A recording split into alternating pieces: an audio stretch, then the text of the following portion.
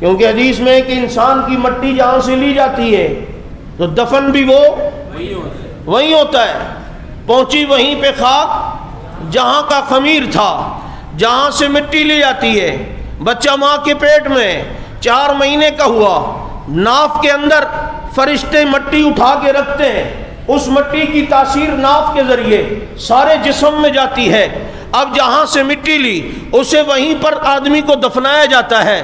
آپ کے کراچی میں جہاں جس کی قبریں ان کی مٹی وہیں سے لی گئی ہے، چنانچہ اب اس نے دفن وہیں ہونا ہے. اب ذرا یہ دیکھو، میرا نبی، ابو بکر، عمر، یہ تینوں حضرات یہ کہاں ہیں؟ ان کا مدفن کہاں ہے؟ ان کی قبر اثر کہاں ہے؟ تو کہتے ہیں مدینے میں. میں نے کہا مدینے میں کہاں ہے؟ کہتا ہے مسجد نبوی میں. کہتا ہے مسجد نبوی میں کہاں ہے؟ تو کہتا ہے روضہ رسول میں. میں نے کہا روضہ رسول کیا ہے؟ کہتا ہے ماں بین بیتی و منبری روضۃ من ریاض الجنہ.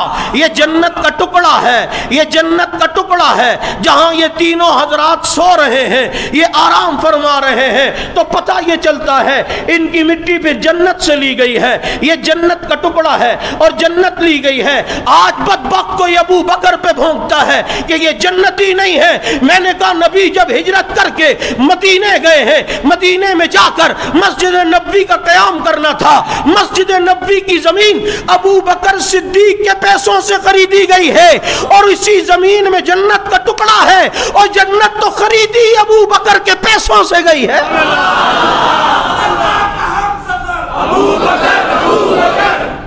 جنت تو خریدی گئی ابو بکر کے پیسوں سے.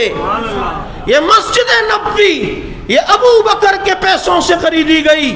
ہجرت والے دن جتنی جمع پونجی تھی ساری ساتھ لے کر گئے، اپنی بیٹیوں کو کچھ نہ دے کے گئے اور ایسے ہی چلے گئے سب کچھ لے کر. اور جب مدینہ پہنچے مسجد نبوی کا قیام کرنا تھا، جگہ لینی تھی جو یتیم بچوں کی جگہ تھی.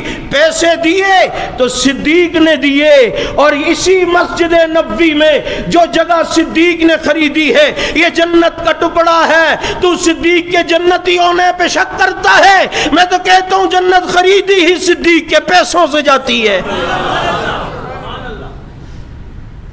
یہ جنت کے ٹکڑے سے ان کی مٹی لی اور یہی دفن ہوئے. ہم کچھ کریں گے تو جنت میں جائیں گے. ابو بکر و عمر پیدا نہیں ہوئے، جنت سے مٹی لے کر رب نے پہلے ہی فیصلہ کر دیا واپس جنت میں آئیں گے. یہ پیدا نہیں ہوئے، پیدا ہونے سے پہلے اللہ نے ان کے جنتی ہونے کا فیصلہ کر دیا.